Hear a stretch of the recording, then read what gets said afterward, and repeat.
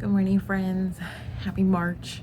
We are going to do our garden tour today, but I'm a few days behind recording this because unfortunately we had to put our little lady cat down at the ripe old age of 19. She's our original garden helper, and it's sad, but 19 is a pretty good run for a cat. So she will not be joining us today, but the puppies are here to help and keep me comfy. Wally and Moose are already outside, but I do not want to skip the most important part. No, not the most important, but the most exciting part for me. Our orchids on the porch here are still doing good. This one's starting to lose a little bit of a bloom, and this bloom hasn't ever opened, but I'm excited because we have this nice growth here. I just watered them yesterday. This one is still not putting out a shoot for a blossom, which is fine. I'm not mad about it. 5 out of the 6 hanging orchids that we have blooms or will have blooms on them. This one, oh, I'm so excited. It's just started to open up this week or so, and I'm really excited about it because it has these great side shoots. Actually, here, let me show you on this side. It's easier to see from here. It has some great shoots, so the blossoms are showing up and presenting differently than like that, which is just one big spike, where this one has a main spike and then has several offshoots. I love the speckles. It's very me. I added the 2 of these.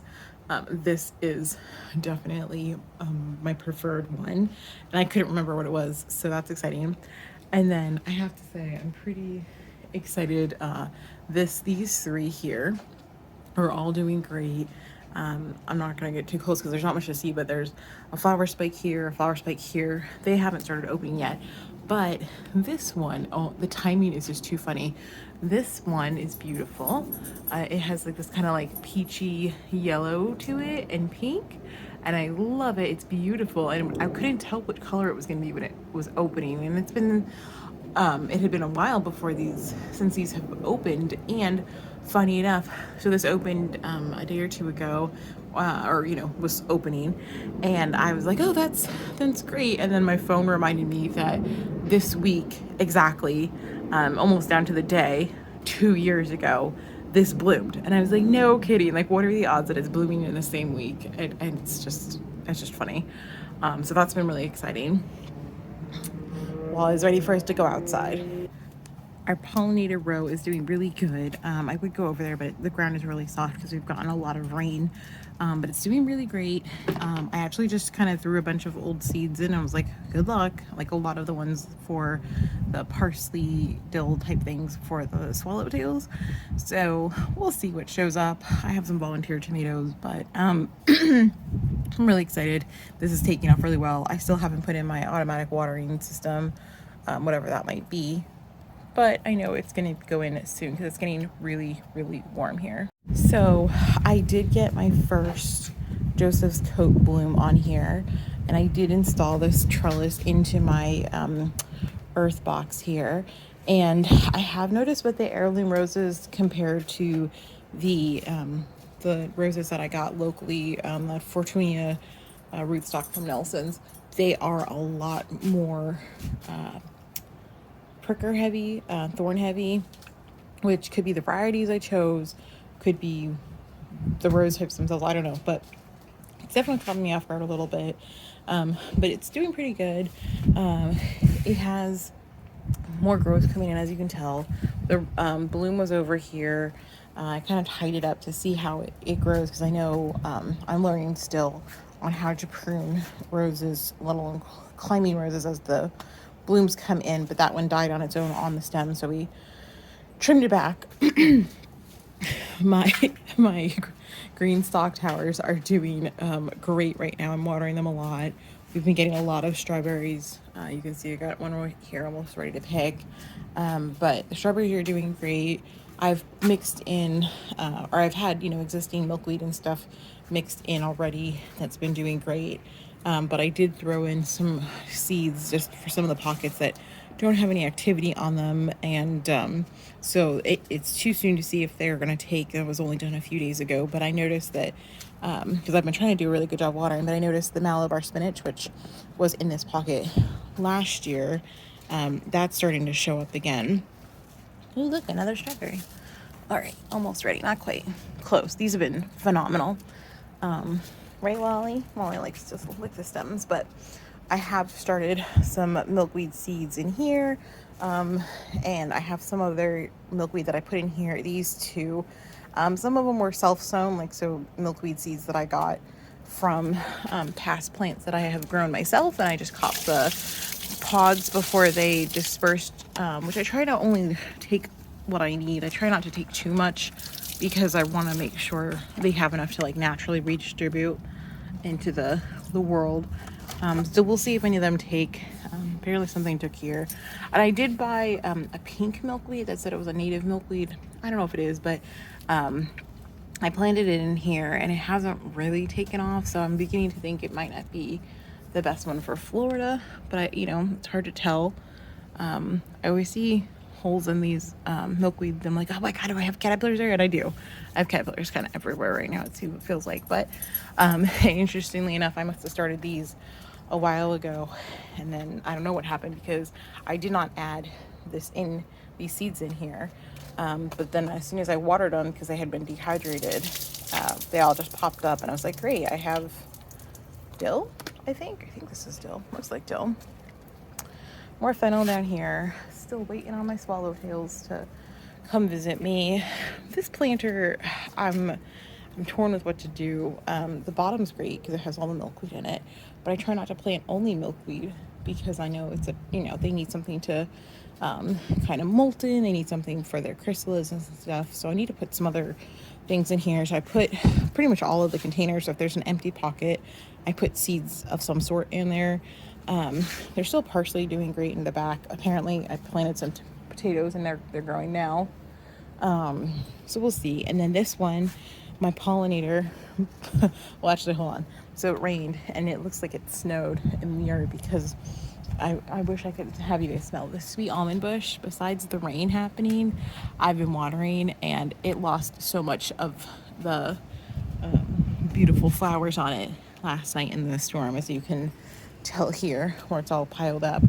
But it smells amazing. And yesterday there was just a tremendous number of pollinators up here, and like all of my garden combined does not help them as much, I think, as this bush does, bush tree, whatever. So I'm very thankful that I have it, and hopefully whoever rents this house after us keeps it up because it's really good for them.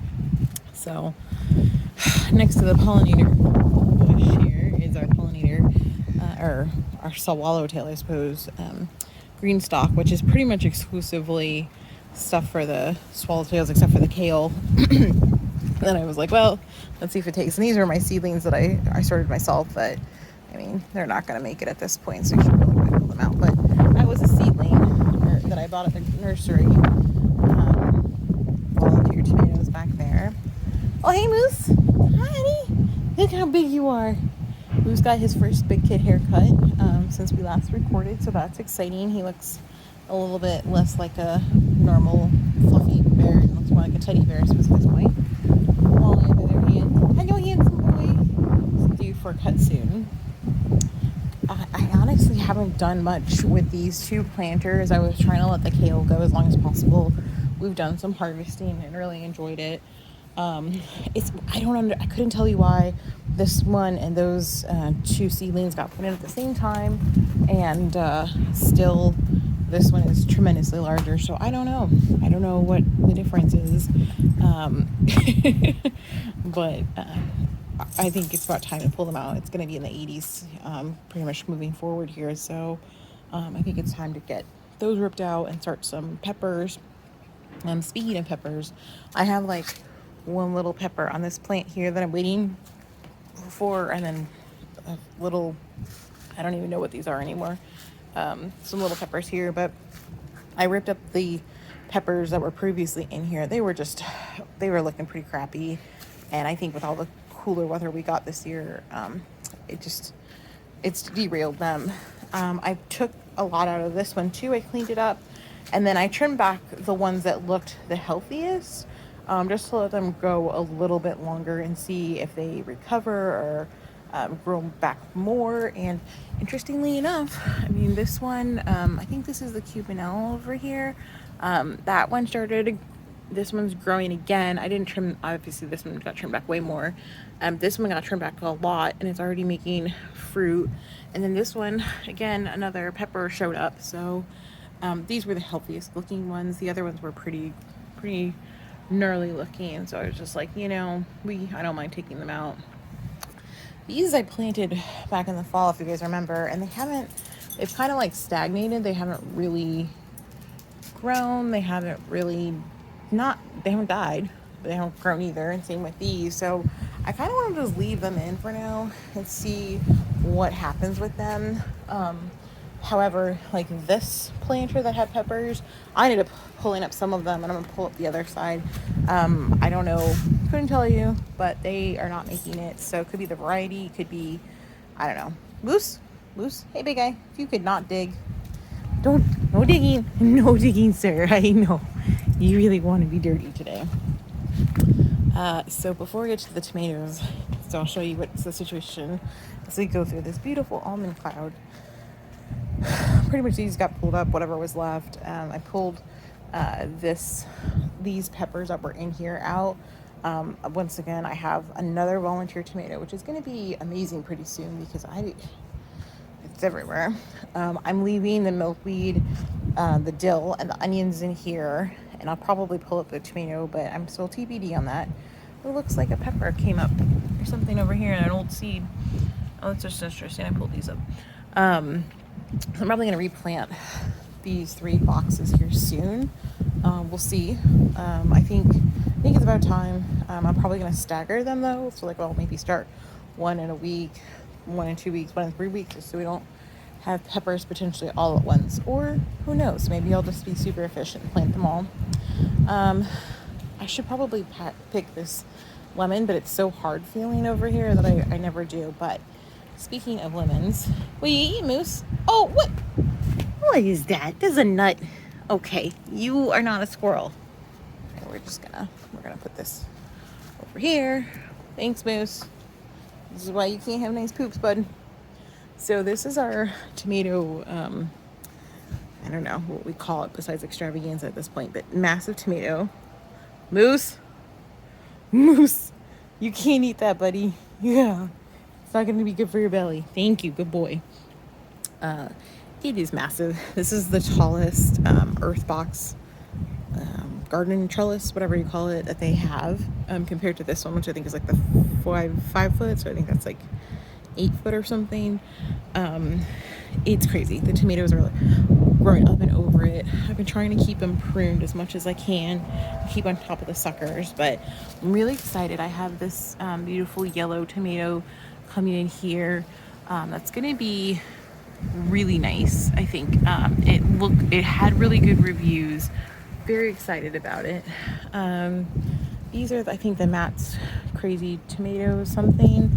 We'll see how they do. They're all growing really strongly. I left this sucker out and just wanted to see if it would take, but I've been trying to tie things up as I go. I don't know what I'm going to do at this point because I can tell it wants to keep growing. So if you guys have recommendations, I don't want to slow it down, but I don't know, I still know what else to do. So we'll see. We'll see what to do. We'll get there. We'll figure something out. So we covered this one. We're going to pull up those peppers and restart. This one over here, our pollinators, I put a bunch of seeds in. Like, I was just in a mood and I just kind of tossed a bunch of seeds in. I was like, I hope this works. So I think that's what some of this growth is. Some of them are probably weeds, but the delphinium is doing good. Again, another volunteer tomato. I'm going to pull this guy out. I have so many volunteer tomatoes. Maybe he'll live over there, maybe he won't. Oh shoot, I can't remember what it was. If it's the white one or the red one that I put over here. I have a raspberry and a white one of those butterfly bushes. I'm really hoping that we can get some blooms on that soon because I really don't have right now, besides the almond bush, there's just not a lot blooming for the pollinators, I feel like, right now. So hoping still keeping my fingers crossed that this jasmine doesn't die, but I have a feeling it's going to, and that's the one dear Moose pulled up, and did his puppy thing too. Check out my volunteer tomatoes. They have gotten crazy. Hold on. Moose, hey bud, if you cannot dig, thank you. Yeah, these are crazy, and thankfully our landlady, who does the lawn, did not cut them, but I just kind of stuck a stake in the ground and like very, very casually I just come over and like try to like somewhat wrangle them through here, but it's a lot. Like, I'm not watering these, I'm not tending to them, I'm just like, good luck. But I mean, look at how great that is. And I think part of it is because, let me see if I can back up so you guys can see enough. So the gutter system in this house has a spout and it goes into the ground, and I'm assuming it's pushing water this way, so it's actually probably a very well watered spot. I'm guessing. I thought that's why they're doing so well, because I don't water them at all, so they're figuring it out on their own, and they're obviously in a good spot. I haven't added to the tumbler really. Actually, that's not true. I put a few things in the tumbler, but I read that you should try to, like, when it's still kind of percolating and almost done, you should let it sit more than you should tumble it. So I'm trying to do that right now. I'm kind of frustrated because I really want to add more to it, but I know I need to let it sit. So I'm trying to decide if I should get another one or what, but it's over there. These, no real big things except for they're growing a lot, so I would like to trim them so I could compost them, so I could whatever. But looking over here, there's nothing really changing, except for I just want to point out that I wasn't sure how our cat whisker bush is gonna hold up through all the cold, and it looked a little rough for a while, but now it's starting to look really good. There's some milkweed in there. There's some seeds starting to sprout, I can tell, so that's good. And the pendas that were in there, they're starting to come back. This Granada Rose, I did not end up really pruning this year because it wasn't quite a year old, and you're really supposed to wait for them to be more established to prune them. So I pretty much left it. I just trimmed like a little bit of it, but it has a ton of great new growth on it, so I'm very excited to see what happens there. This bin is still a cluster. I need to figure out what to do because I really want to leave this nice pollinator weed. Like, the bees love it. So I want to leave that, but it's also getting kind of unruly back there. And I don't think I'm going to be putting more Malabar spinach in, but apparently I'll be having some tomatoes here. So that's exciting. This one here, this is a beautiful rose. This is our Portlandia. Yep. And you guys are following me on Instagram. Oh my god, the blooms on this are beautiful. Like, hands down, my most, probably the favorite one of the 3 that I bought so far, even though it was my, like, kind of throwaway, like, not throwaway, but my impulse buy. And I'm so excited that there's more blooms coming up. I had a bunch of beautiful blooms all at once on here. I think it was like 5, and they were gorgeous. So we got some seedlings popping up, so that'll be helpful for us. Look at the bros being bro like. These tomatoes, I don't know.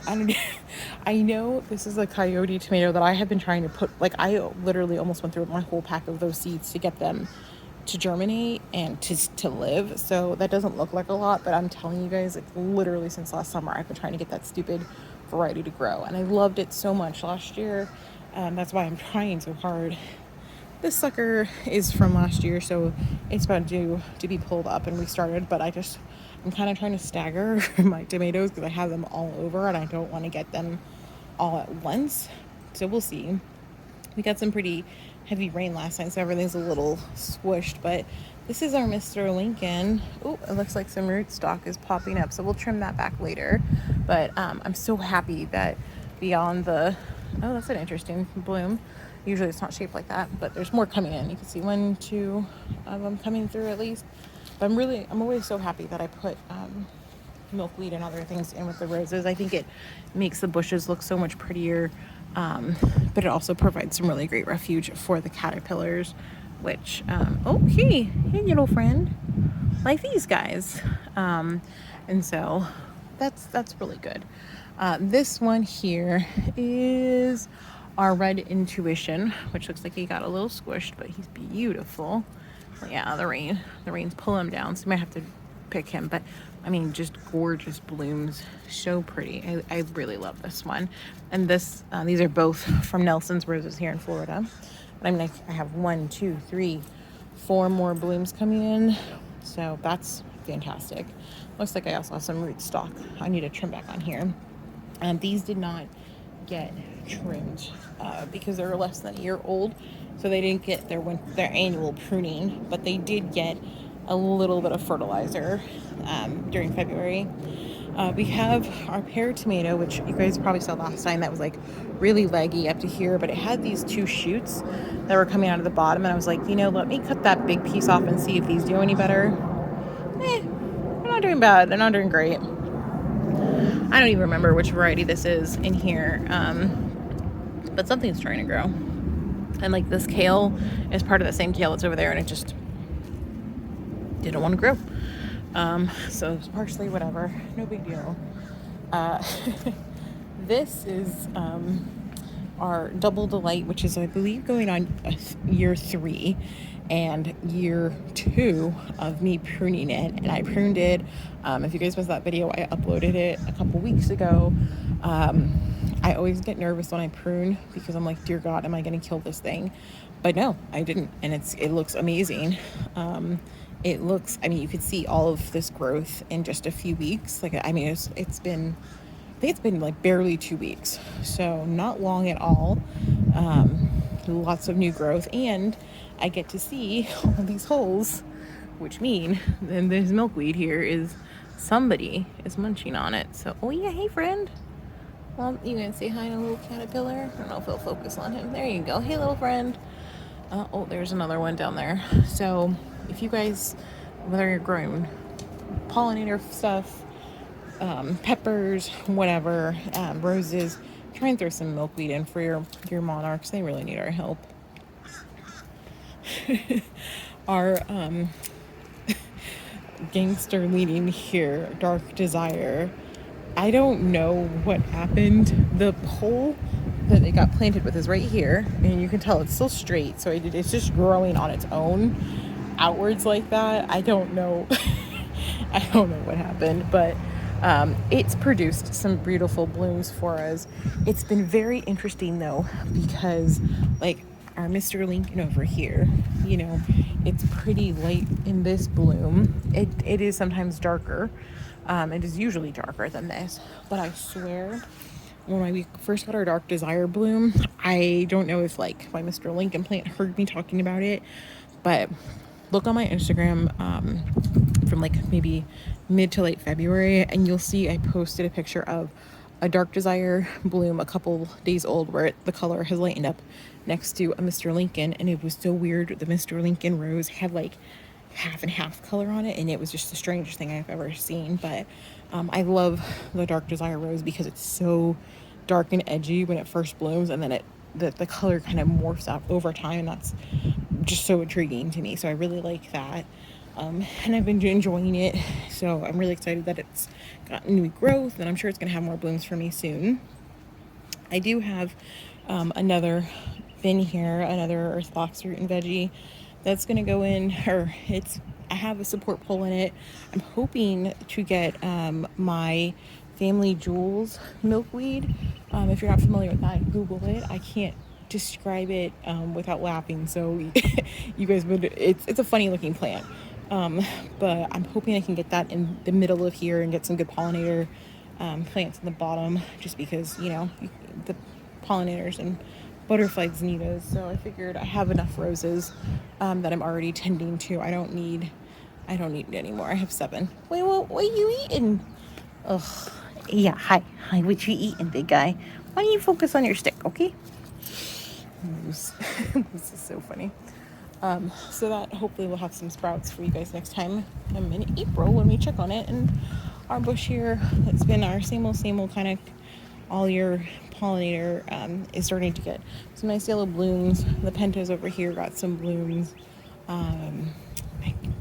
I think this is a porter weed in here that got started. I don't even know. It's a salvia, whatever that is. And then our gardenia was, I did not prune because it looks so great and full. I was like, you know what? You have a plan.